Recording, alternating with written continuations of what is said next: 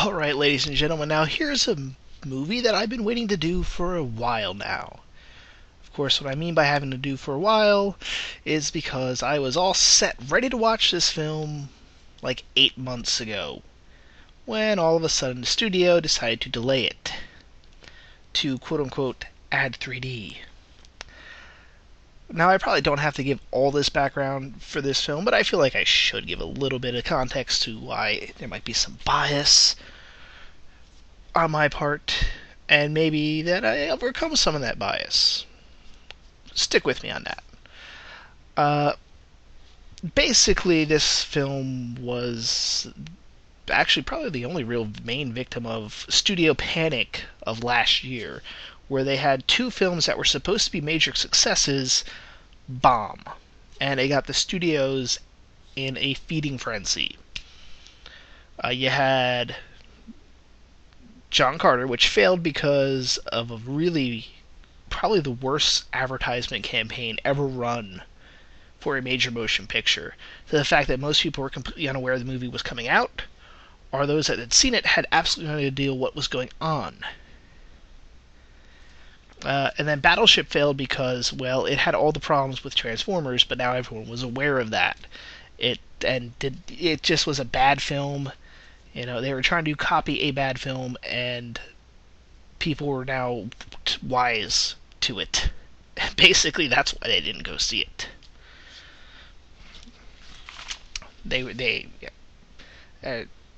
That's about all I could say with that. That's why those two films failed, but that threw the studios into a panic. As thus they delayed this, they went really strict with their test audiences, which told them that they needed more Channing Tatum and make it 3D, apparently. Now, I will get into the test audiences. They actually kind of relate to how I went to go see this movie. If you're wondering, if you're watching this before the film officially comes out, as it turns out, I was about to make a video about my issues with test audiences. And as I was just laying down, prepping to record, pulling up Fandango, because I was going to double check when I was going to see G.I. Joe, lo and behold, it pops up that there was a showing here Tuesday night. Our theater, or actually both of our theaters nearby, got selected for that early showing. Those early release, that's select theaters get an early showing. So I was like, well, I guess I'll just go see it then. So went. It's hard to tell because this movie, I went to go see it before it came out, and there was only one other guy in the theater, and he was really creepy looking. So I didn't see him until after I got in first, and when as I get up as the credits are rolling, turn around, the guy looked extremely creepy, and he was wearing a hood in a theater. Anyway, you guys are probably at this point wondering about the movie itself. And it's not bad. It's not good. The question is it as good or bad as the first one? Now, I actually didn't mind the first G.I. Joe Rise of Cobra. And in part, I think the reason I was forgiving of it is I interpret that a lot of people hated it in part because they wanted it to be their G.I. Joe. I took it to be that this was the new generation's G.I. Joe.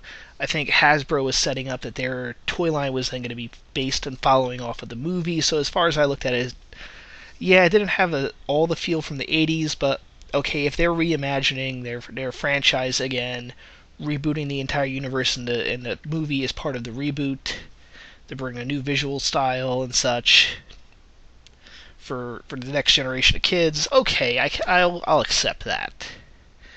I still had problems. Most of it was Mark Summer problems.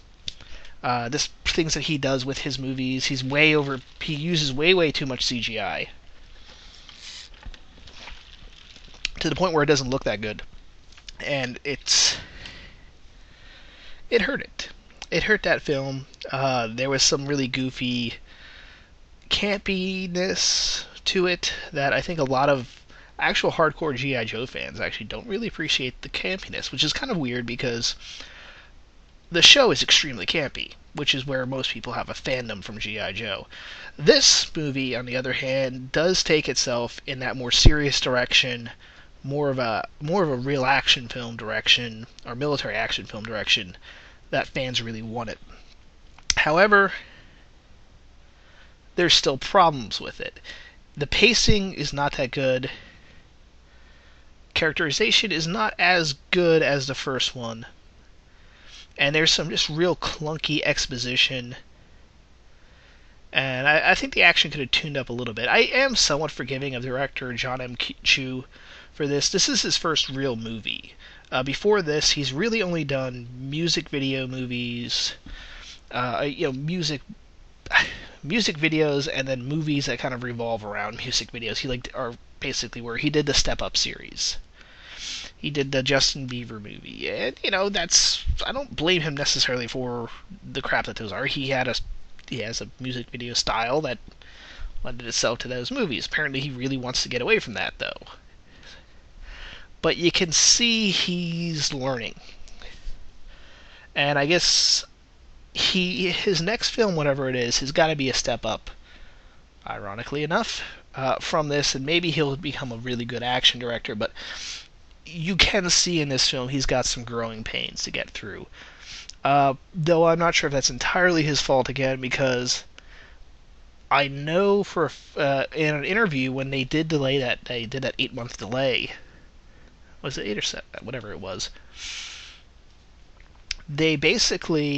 He found out about that delay from news releases. The studio did not even call him to tell him about that delay, which is making me wonder, is this really clunky because he was locked out of the editing room? Or is this really clunky because of his directing? And, also if it's really clunky dialogue and such, that just doesn't seem like it's coming out right. Could that be Brent Reese and Paul Wernick, whatever. Fault. They are the directors of. They are the writers of Zombieland. Zombieland was a great film, well written. So, I'm hesitant to, at this point, lay all the blame on him for these faults, especially the pacing issue and such, because I know for a fact there's a couple scenes that were cut from this movie. One of them, as I remember, there was a scene in the trailer where there's a drone picking up and they kind of halt, and there's a couple of quick shots where Lady J kind of throws up her hand signal for them to halt, and there's a drone flying around. They're hiding from it, basically. That scene is cut, but is referenced in this film, which is making me wonder what else, if other stuff was cut from this movie in order to basically have more of these early filler scenes, is the best way to put it. Apparently there was reshots with Duke to add him more into the movie. I'm wondering if some of those scenes caused them to cut out plot details and help them, I don't know, really make them waste the beginning of the movie, is the best way I could put it.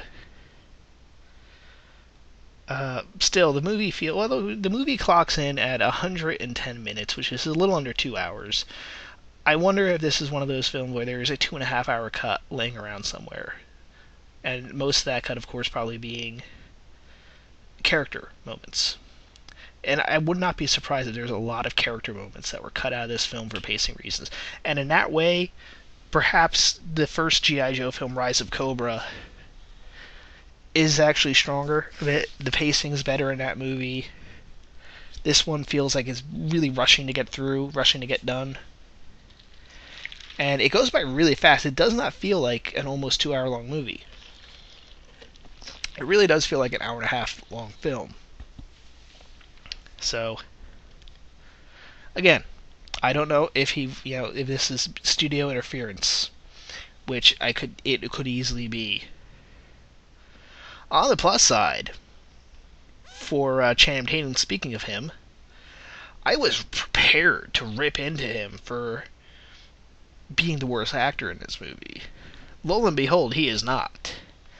Not by far. Oh no, that clearly goes to the RZA. we have to keep the RZA away from film. Okay, he cannot act at all. I'm not saying I would be a great actor myself, but this RZA cannot. He does not deviate from being the RZA, yet he continues to try to play like the wise martial arts master, which he can just not do. You know, Ice-T can't act that well, but he plays a character type that he can fit in naturally, on SVU. He doesn't deviate from that, and therefore he turns out alright. RZA, no, he can. You're looking at him and you're like, what are you doing? Now, luckily, he's only in like 2 scenes, but he gives also some really, really clunky exposition dialogue. Literally like, Jinx. He literally goes, Jinx, cousin of Storm Shadow. By the way, my acting right there, way better than what he gives in the movie. Keep that in mind. And you're like, what? That is the most clunky dialogue I've ever seen. Like, he just kind of really... Look, I could have done a better job with that stuff. I'll do it right now. Instead of having as clunky as Jinx, cousin of Storm Shadow.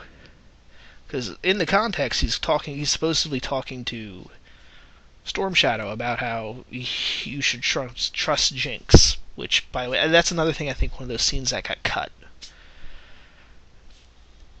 He's doing, I'm suspecting that was cut, I should say. Where they're apparently doing some training montage, and apparently Storm Shadow does not want to go with Jinx because of that. That's what they have to flat out tell us that, because they can't show us it, apparently. Probably because it was cut. But right there, I'll fix that dialogue for you. It's like, not Storm Shadow. Snake Eyes. No, did I call him Storm Shadow before? I apologize. It's Snake Eyes I'm talking about. Snake Eyes. I know you're not trusting of Jinx on this mission.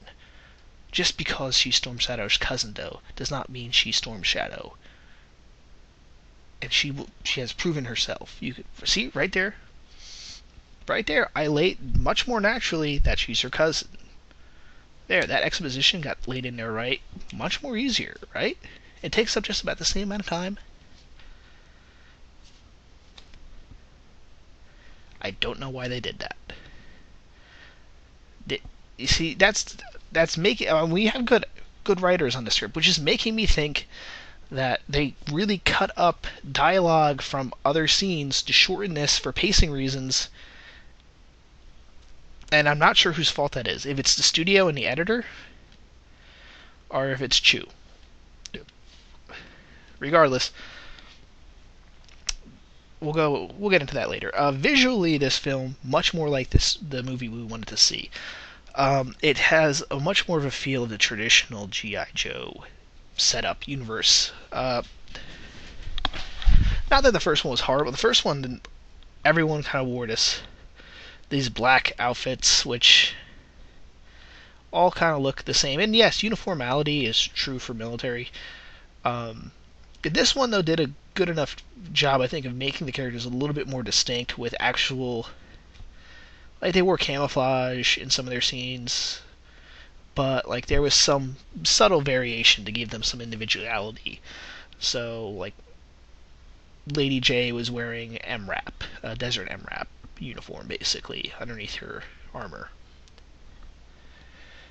And while a couple of the other guys were wearing Duke, I remember he had like the old version of that the pattern that they made for the first movie, and like Roadblock there was wearing multicam. Like, even little stuff like that helps distinguish, but at the same time you can buy it. After all, this is like the super elite team. They kind of get to do their own uniforming. Well, not uniforming, but they get to select their own gear in the field. So you can buy that these guys each went with their own preferences, instead of all being this kind of black sci-fi look. Cobra, same thing. They kept Storm Shadow, they did a really good job with Storm Shadow's costume, both updating it but keeping it pure, and they kept that. So I do appreciate that about this director. If you're going to do a basic reboot where you're kind of keeping the plot elements from the couple of basic plot elements from the first movie, but really changing a lot of the look feel from the first one. He at least watched the movie and went, these elements from the first movie worked, I'm not going to get rid of them. So that is good. That's a good showing for this director. Of course, Storm Shadow's constantly taking off his mask, and same problem that Firefly has. I'll get into Firefly in just a second. But with the Cobra, they actually made an actual Cobra commander. They kept the fact, I guess they didn't bring it up who he was from the first movie. I guess they kind of remystified him in that way. They don't mention his actual name, even though we know what his real name is from the previous movie. Which, by the way, I did say that's the one thing I like that they added to the lore is in the comics, and I think somewhere along the lines in G.I. Joe lore, somebody did eventually reveal the backstory for Cobra Commander, and everyone hated it. He was like a used car salesman that went angry at the government. It was stupid. At least that's the one good thing the first one did, is if they're going to give an explanation, the fact that he was like a military scientist, he was a super genius that joined the military and then got scarred and abandoned and left behind on the battlefield. Okay, I can buy that as a better backstory for Cobra Commander. But they don't mention that. They call him Cobra Commander throughout the thing. Though here's a major plot hole with him. Early in the movie, it's Zartan's trying to figure out where he is. Like, he's torturing John Price's the president. He's torturing the previous president to get, or the real president, to find out where they put Cobra Commander. Here's the thing, though. They captured Cobra Commander after you took over the presidency. You should know where they put him. Like, how do you not know where the prison... Apparently it's a prison in Germany. It's got, like, some secret... I'll talk about that scene in just a sec. But, how do you not know that? You were in charge at this point. Like, I guess they needed to figure out an excuse for him to need to get in there. I could have easily bought that they were just going to do the whole, it's only a couple months, so they broke him out. I don't know. That's a major plot hole if you're keeping information from the first one, because Zartan should have been up on it. Or at least they made some sort of mention of it's in the international... It's under the international treaty brand. No head of state actually knows where that prison is. They could have made a line like that. Yet then, why would the president know about it? I don't know. It's a plot hole. I have no idea why it's bad. That is poor writing there, and you can tell that was from the original script. That wasn't an editing mistake, I don't believe. But sticking with his look is great, though. Like, they actually make him look like the actual Cobra Commander. He's got the mask on. Again, he has an excuse to wear the mask. They do keep that from the previous film. I think they cut a scene with him. There's another scene now that I just thought about it. In the trailer, there's a scene where he's hanging out of the side of the helicopter, firing a sidearm. Probably at Roadblock, at the end battle. They didn't have that in the movie, so that's another scene they cut out. Right there, that's two scenes just from the trailer, let alone stuff that wasn't in the trailer, but they cut out anyway. I'm going to be interested when this comes to DVD, if they're going to have these cutscenes. If there's a director's cut of this, I definitely want it. But, visually, he looks like Cobra Commander. He's got the nasty voice. I do kind of wish they brought back... what's his name? Joseph Gordon-Levitt. I do kind of wish they brought him back for the role. I did kind of like him, and I guess now he's too big of that was when earlier on. Ironically, Joseph Gordon-Levitt had this huge boost in popularity, and part of that was this was his first major film that he'd been in since he did Third Rock from the Sun, and it was one of the things to help establish him. Sadly, he decided not to return. But with the makeup job, it's hard to notice, and the fact that he's wearing a mask the whole time. But the other stuff about Cobra, Firefly looks great. It's nice update a bit of him. He's wearing the camouflage uniform. I like the changes they did. Firefly had multiple outfits in the toy line, so I don't mind if he's not wearing the traditional gray camouflage uniform or outfit he has. However, Ray Wilson takes off that mask way too. Ray Stevenson, sorry, not Wilson. Ray Stevenson takes that mask off way too much. Annoyingly so. Like Firefly, that was like the one thing in the series he never did. He never took off the mask. Even Storm Shadow would do that, especially in the more recent adaptations of Storm Shadow. Like I remember from Renegades, like his ninja outfit doesn't really even conceal his face at all.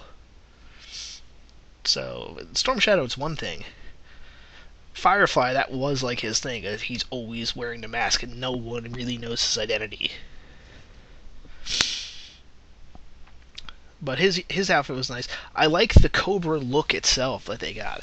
They basically took like the Navy uniforms, which were our blue camouflage, and that was one of the things like people kind of say, well, I mean, how would you make the old Cobra Troopers look? And here it is. This is how you make them look, and they do a really good job of actually making them look practical. The Navy has a blue camouflage uniform. The Cobra guys wear it. You can't argue that. Why would they wear that? Because then you'd have to go to the Navy. Go, why are your guys wearing that? And they found this. I actually thought this was a prop made for the movie at first, until I was in a random spacebattles.com forum or thread, and they found that somebody had just posted, like, they were like posting like what future helmets are going to look like, and apparently this was this weird helmet that looks almost like a Cobra face, which again I swore it was going to be that was just a prop department make. No, it exists. This is an actual practical, well, not, I guess it'd be debatable how practical it is, but this is an actual helmet that a company produces and is trying to sell as a replacement for the military's helmets. And I can see its practicality. It covers more of the face, so if you take shrapnel, or it'll prevent most of that shrapnel from getting in your face. But I'm impressed that they went out and found like practical gear, and yet still had these guys look realistic. So kudos to that. The vehicles looked like how you'd expect real, like, good adaptations. They are very good adaptations of the vehicles from the show to real life, and the fact that they actually are using actual vehicles. Like, they're using this one Ripsaw vehicle, which I think I saw somewhere on the Discovery Channel, where this group just like kind of made this vehicle for, I guess they were trying to sell the idea to the military or whatever, but they actually used the vehicle.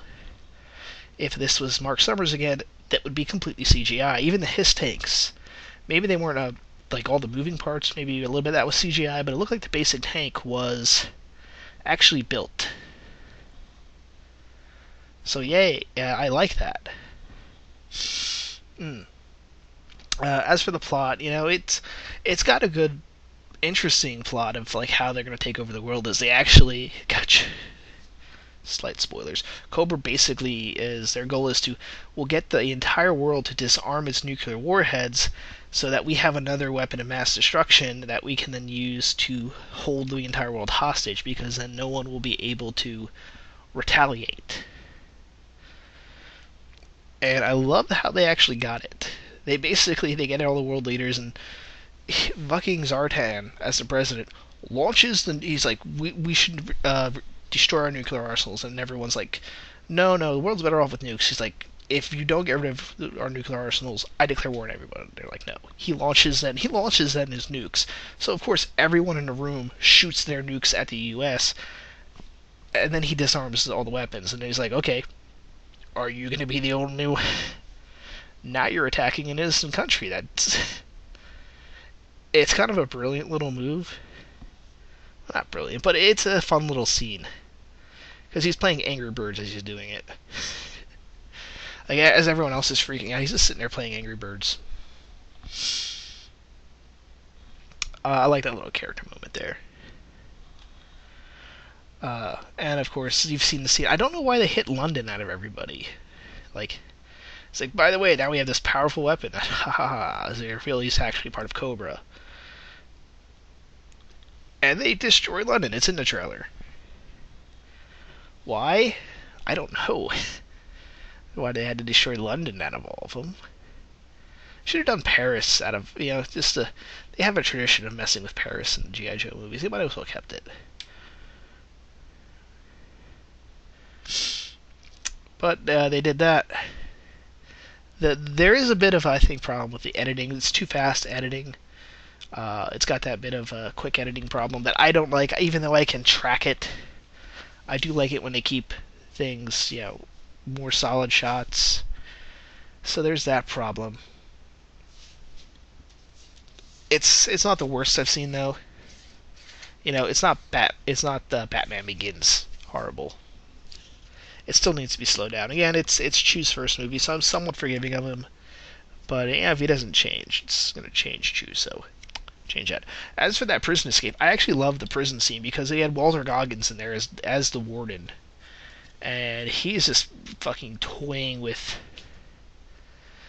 these. He's toying with basically these prisoners all the time. He's very in the face that this prison so exists outside of any jurisdiction. He can do whatever the hell he wants. And to his, it's Walter Goggins. He's great at these performances, and for some reason, no matter who he plays, he always gets like some fucking badass. Oh my god, I don't believe he pulled that off. Predators, he attacks the fucking predator with a shiv. Here he does something similar. He actually kind of disables Storm Shadow for a while by there's like liquid on the ground, so he takes a defibrillator and he shocks the ground. And it basically electrocutes Storm Shadow, and he's able to escape out the room. And I'm just like, awesome. Walter Goggins, sir. In a movie where you should easily be killed, you disable one of the top villains. I'm glad they gave him that little moment of victory. It was a good little scene. Where to go? What else can we talk about with that? As for the other actors, Dwayne Johnson does a fine job as Roadblock. He's clearly the main character. Flint's kind of just there. We get Lady J is done fine, I think, for her part. Again, I don't think we have as much characterization or build up. Part because we're going all over the place. So you've got almost like two movies, and they eventually combined with the whole Snake Eyes situation. Snake Eyes and Jinx are off doing their thing, and it's not till like the third act that they actually get together. And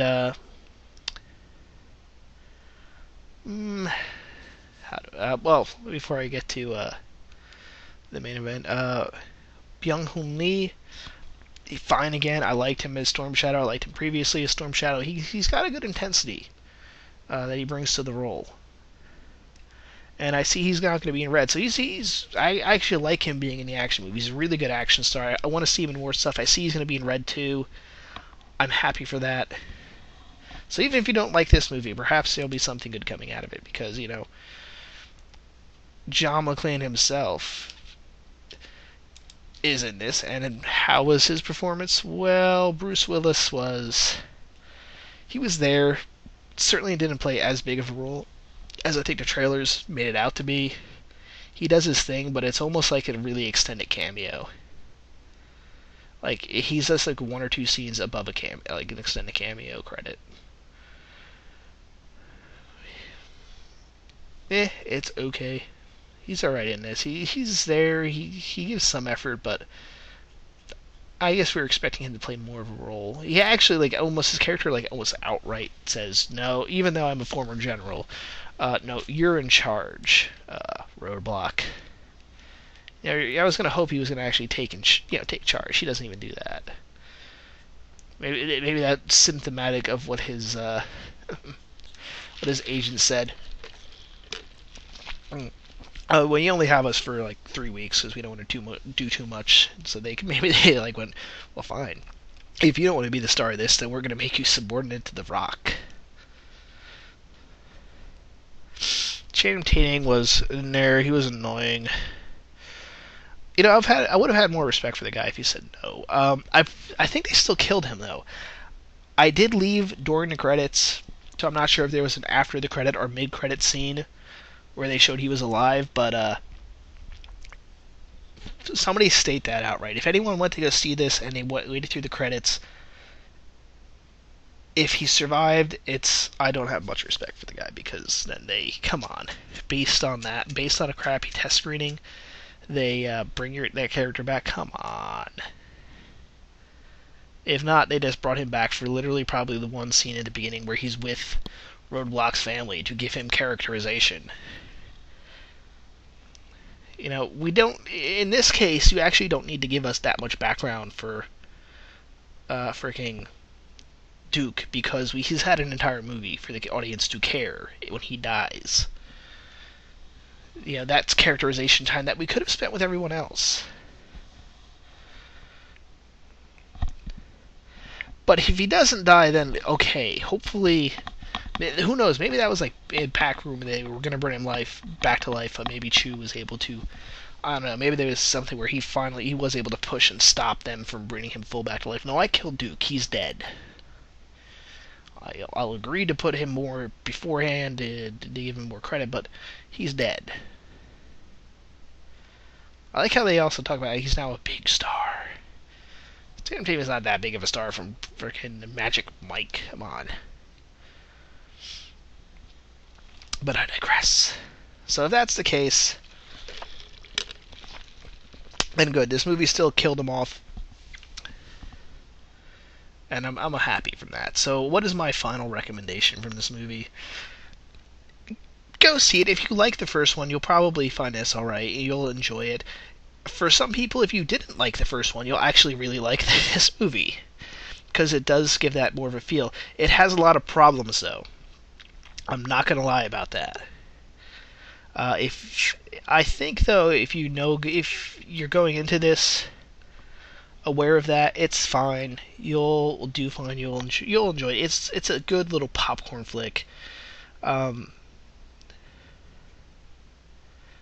Would I recommend this or Olympus Down as the better movie to see this week? It's better than The Host, and I haven't seen The Host. That is a tough one. I would say on a technical level, Olympus Down is a better made film.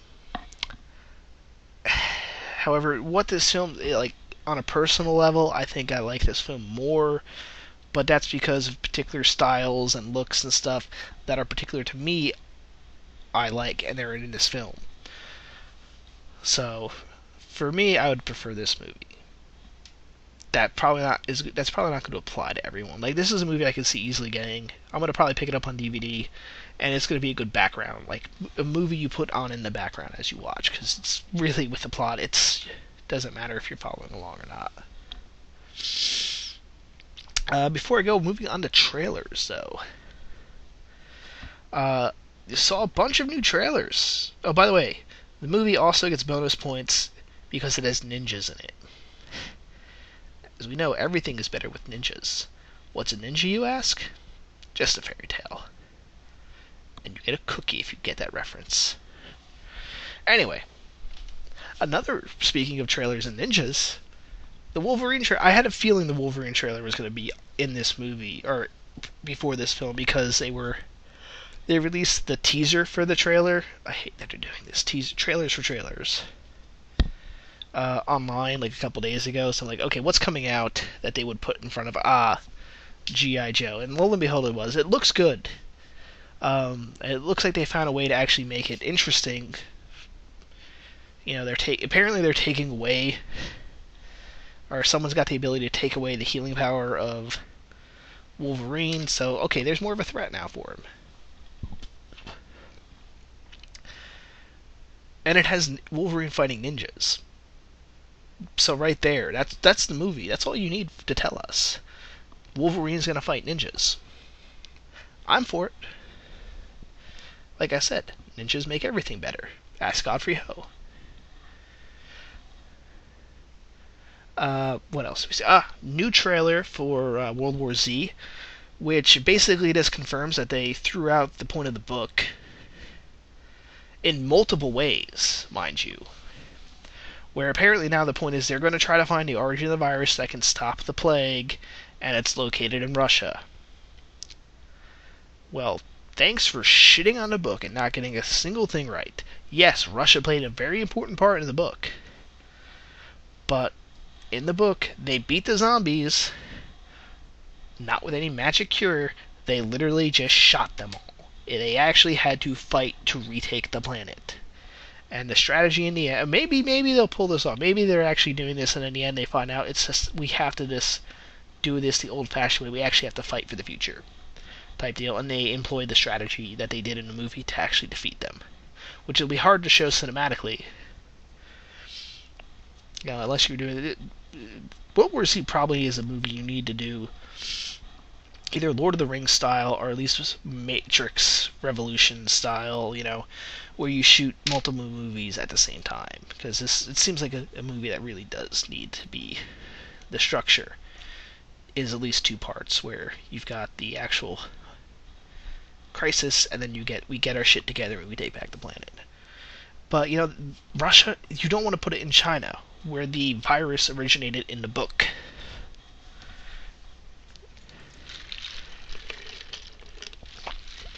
Because it's very clear in the book that the virus starts from China and spreads out.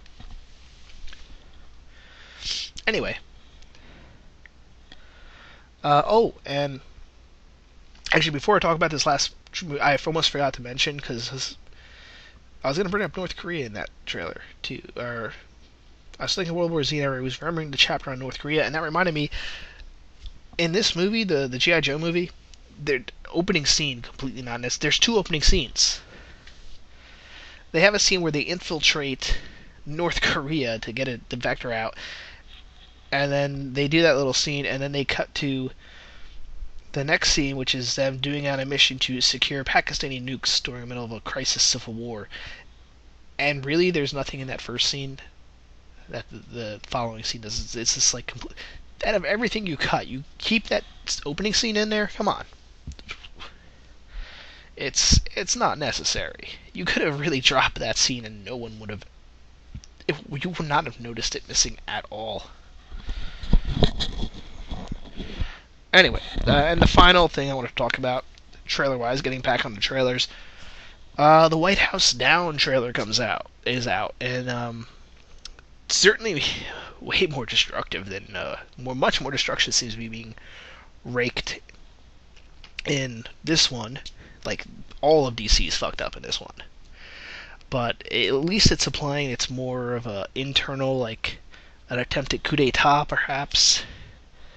So it might avoid some of those glaring problems that we had in Olympus Has Fallen, which, by the way, based on what I've seen in the trailers, I think these two titles should have been switched. White House Down would have made much more sense for Olympus Has Fallen, because that plot revolves solely in the White House. White House Down, Olympus Has Fallen would have worked better for White House Down, because it's more of, Olympus, the city of the gods. Here we have Washington, D.C., which is completely messed up in this one. And it looks like the action goes way out of the White House. Like, it seems like this is a movie where the White House is going to be, like, part of it, and then for a while it's going to be the president kind of running around the D.C. metropolitan area with Secret Service agent Channing Tatum. That's all I gotta say. We gotta wait till the movie actually comes out for me to actually, say which one's better. But that is that. So, I will still probably have a review out, or a video on my problem with test audiences, which I was going to do today, but I went to go see the movie instead. So I'm going to try to keep this, we'll keep this, it's going to be 40 minutes. I was hoping to make this a 30-minute video. Sorry. That's my recommendation. It's an okay movie. I recommend seeing it. It's got its problems. Have the right attitude going in and you'll be fine. So, signing off, hasta luego. Please subscribe, all that good stuff. Bye.